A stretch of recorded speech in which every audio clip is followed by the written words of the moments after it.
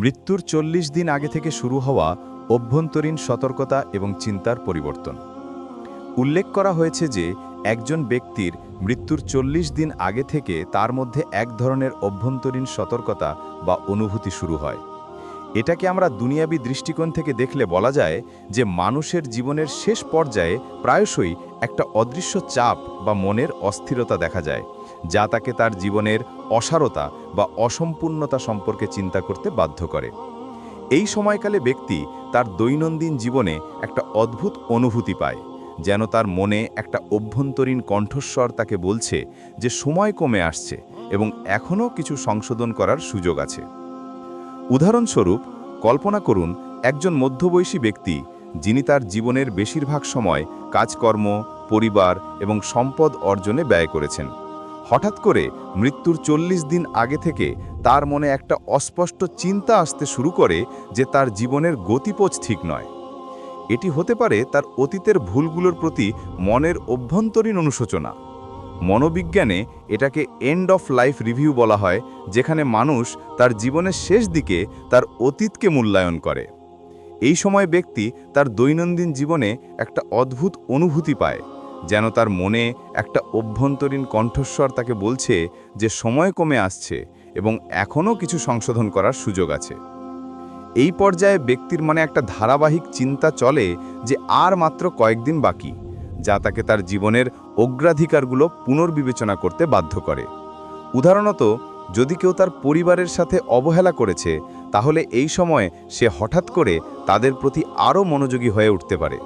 এটি একটা প্রাকৃতিক প্রক্রিয়া যা মানুষকে তার জীবনের শেষ দিকে আরও সচেতন করে তোলে।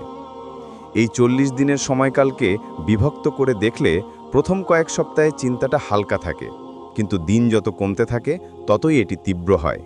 এটি শারীরিক স্বাস্থ্যের সাথেও যুক্ত, যেমন যদি কোনো অসুস্থতা থাকে তাহলে শরীরের দুর্বলতা মনের এই অনুভূতিকে আরও জোরালো করে। মৃত্যুর ৩ দিন বাকি থাকলে তীব্রতর পরিবর্তন। দিনে ৩ বারের মতো অস্থিরতা। কথায় বলা হয়েছে যে মৃত্যুর ৩ দিন বাকি থাকলে এই অভ্যন্তরীণ সতর্কতা আরও তীব্র হয়, যেন দিনে ৩ বার সকাল, বিকাল, রাতে একটা বিশেষ অনুভূতি আসে। দুনিয়াবী দৃষ্টিকোণ থেকে এটাকে আমরা শারীরিক এবং মানসিক পরিবর্তন হিসেবে দেখতে পারি। এই সময়ে ব্যক্তির শরীরে একটা গভীর অস্থিরতা দেখা যায়, যা তার দৈনন্দিন জীবনকে প্রভাবিত করে। সকালে উঠে সে অনুভব করে যেন কিছু একটা হারিয়ে যাচ্ছে। বিকালে ক্লান্তি এবং চিন্তা বাড়ে এবং রাতে ঘুমের অভাব হয়। এই ৩ বারের অনুভূতিকে বিস্তারিত করলে বলা যায় যে সকালে ব্যক্তির মনে একটা নতুন দিনের শুরুতে অদ্ভুত শূন্যতা আসে।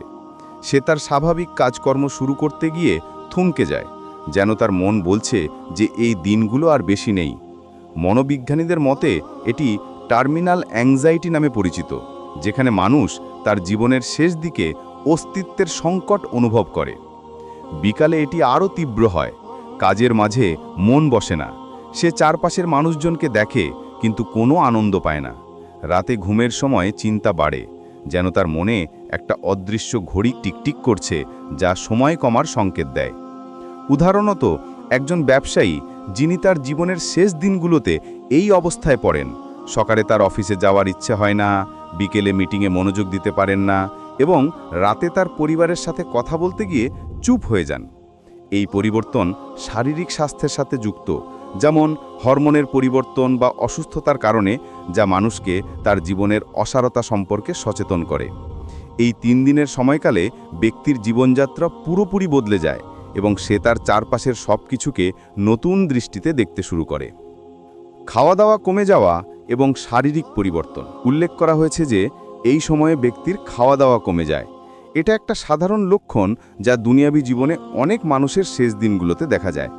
মৃত্যুর কাছাকাছি সময়ে শরীরের মেটাবলিজম কমে যায়, যার ফলে ক্ষুধা হ্রাস পায়। ব্যক্তি তার প্রিয় খাবারগুলো দেখেও খেতে চায় না, যেন তার শরীর বলছে যে আর প্রয়োজন নেই। বিস্তারিত বললে এই পরিবর্তন শুরু হয় মৃত্যুর ৪০ দিন আগে থেকে, কিন্তু তীব্র হয় শেষ ৩ দিনে। উদাহরণস্বরূপ, একজন ব্যক্তি যিনি আগে প্রতিদিন ভারী খাবার খেতেন, হঠাৎ করে শুধু হালকা খাবার বা পানি গ্রহণ করতে শুরু করেন। এটি মনের অস্থিরতার সাথে যুক্ত। চিন্তার কারণে পেটের সমস্যা হয়, যেমন অ্যাসিডিটি বা অরুচি। মেডিকেল দৃষ্টিকোণ থেকে এটাকে ক্যাশেক্সিয়া নামক অবস্থা, যেখানে শরীরের ওজন কমে যায় এবং খাবারের প্রতি আগ্রহ হারায়। এই সময় ব্যক্তি তার খাবারের টেবিলে বসে চুপ করে থাকেন, যেন তার মনে অন্য চিন্তা চলছে। পরিবারের সদস্যরা লক্ষ্য করেন যে সে খাবার ছোঁয় না এবং এটি তাদের চিন্তিত করে তোলে। এই লক্ষণটি ব্যক্তিকে তার জীবনের অন্যান্য দিকগুলোতেও আরও মনোযোগী করে তোলে, যেমন তার সম্পর্কসমূহ। অস্থিরতা, কোনো কিছু ভালো না লাগা এবং কাজে মন না বসা, এটি গল্পের একটা কেন্দ্রীয় অংশ। ব্যক্তির ভিতরে অস্থির অস্থির লাগে, কোনো কিছু ভালো লাগে না এবং কোনো কাজে মন বসে না। এই লক্ষণগুলো মৃত্যুর 40 দিন আগে থেকে শুরু হয়, কিন্তু শেষ দিনগুলোতে তীব্রতম হয়। দুনিয়াবী জীবনে এটাকে আমরা ডিপ্রেশন বা অ্যাংজাইটির সাথে তুলনা করতে পারি, যা মানুষের শেষ পর্যায়ে সাধারণ। বিস্তারিত বর্ণনা করলে, অস্থিরতা হলো একটা শারীরিক এবং মানসিক অস্বস্তি, যেন ব্যক্তি তার জায়গায় থাকতে পারে না। সে ঘরে পায়চারি করে, বাইরে যায়, কিন্তু শান্তি পায় না। কোনো কিছু ভালো না লাগা মানে তার প্রিয় শখগুলো, যেমন টিভি দেখা, বন্ধুদের সাথে কথা বলা বা খেলাধুলো, সব কিছু অর্থহীন মনে হয়। কাজে মন না বসা হলো তার পেশাগত বা ঘরোয়া দায়িত্বগুলোতে অমনোযোগ, যেমন অফিসের কাজ অসম্পূর্ণ রাখা বা ঘরের কাজ এড়ানো। উদাহরণস্বরূপ, একজন শিক্ষক যিনি আগে ক্লাস নিতে উৎসাহী ছিলেন, হঠাৎ করে তার লেকচারে মনোযোগ দিতে পারেন না এবং ছাত্রদের দিকে তাকিয়ে চুপ হয়ে যান। এই লক্ষণগুলো ব্যক্তিকে তার জীবনের গভীর চিন্তায় ডুবিয়ে দেয়, যা তাকে তার পরিবার এবং সম্পদের প্রতি আরও সচেতন করে। পরিবার, সন্তান এবং সম্পদের দিকে তাকিয়ে থাকা এবং একটা অদ্ভুত চিন্তা তাকে ঘিরে ধরে। বর্ণনায় বলা হয়েছে যে ব্যক্তি তার পরিবারের মানুষ, সন্তান এবং ধন সম্পদের দিকে তাকিয়ে থাকে এবং একটা অদ্ভুত চিন্তা তাকে ঘিরে ধরে। এটি একটা গভীর মানসিক পরিবর্তন, যা মৃত্যুর কাছাকাছি সময়ে সাধারণ। ব্যক্তি তার চারপাশের সব কিছুকে বিদায়ের দৃষ্টিতে দেখে, যেন সে জানে যে এগুলো ছেড়ে যেতে হবে। তাই বিস্তারিত করলে, পরিবারের দিকে তাকানো মানে সে তার স্ত্রী, সন্তান বা ভাই বোনদের সাথে বেশি সময় কাটাতে চায়, কিন্তু কথা বলে না, শুধু তাকিয়ে থাকে। এটি অনুশোচনা বা ভালোবাসার প্রকাশ। সন্তানের দিকে তাকানো হলো তাদের ভবিষ্যতের চিন্তা, যেমন তাদের শিক্ষা বা সুখের কথা। সম্পদের দিকে তাকানো মানে তার বাড়ি, গাড়ি বা টাকা পয়সাকে দেখে অদ্ভুত অনুভূতি, যেন এগুলোর কোনো মূল্য নেই। অদ্ভুত চিন্তা হলো জীবনের অর্থহীনতা সম্পর্কে, যেমন এসব কি লাভ। এই লক্ষণগুলো ব্যক্তিকে তার জীবনের শেষ অংশে আরও ইন্ট্রোস্পেক্টিভ করে তোলে। নেককার বান্দাদের মৃত্যুর আগে ওসিয়ত করা। বর্ণনায় উল্লেখ করা হয়েছে যে কিছু মানুষ মৃত্যুর আগে বিভিন্ন ওসিয়ত করে যান। এটি দুনিয়াবী জীবনের একটা সুন্দর অংশ, যা অনেক মানুষ করে। উদাহরণস্বরূপ, তারা বলেন যে মরে গেলে পরিবার মিলে থাকবে, মাকে কষ্ট দেবে না বা নির্দিষ্ট স্থানে দাফন করা। বিস্তারিত বললে, এই ওসিয়তগুলো মৃত্যুর 40 দিন আগে থেকে শুরু হয়, যখন ব্যক্তি তার লক্ষণগুলো অনুভব করে। সে তার সন্তানদের ডেকে বলে, আমি না থাকলে তোমরা ঝগড়া করবে না, মিলে থাকবে, বা তোমার মাকে সব সময় সম্মান করবে।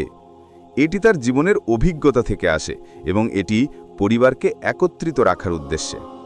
অনেক ক্ষেত্রে এই ওসিয়তগুলো লিখিতও হয়, যেমন উইল বা চিঠি। এটি ব্যক্তিকে শান্তি দেয়, যেন সে তার দায়িত্ব পালন করেছে। এই লক্ষণগুলোর তাৎপর্য দুনিয়াবী জীবনে। এই দুনিয়াবী অংশ থেকে আমরা দেখতে পাই যে মৃত্যুর 40 দিন আগে থেকে মানুষের জীবনে বিভিন্ন পরিবর্তন আসতে পারে, যা তাকে তার জীবনকে পুনর্বিবেচনা করতে সাহায্য করে। এগুলো শারীরিক, মানসিক এবং সামাজিক দিক থেকে গুরুত্বপূর্ণ এবং অনেক সময় অসুস্থতা বা বয়সের কারণে ঘটে। যদিও এটি একটা গল্পের মতো, তবু এটি আমাদেরকে জীবনের অনিত্যতা সম্পর্কে সচেতন করে। তো বন্ধুরা, এই ছিল আমাদের আজকের ভিডিওটি ভালো লাগলে অবশ্যই লাইক, শেয়ার এবং সাবস্ক্রাইব করবেন এবং ভিডিওটির বিষয়ে আপনাদের যদি কোনো মতামত থাকে তাহলে অবশ্যই কমেন্ট করে জানাবেন। দেখা হবে পরবর্তী ভিডিওতে। আল্লাহ হাফেজ।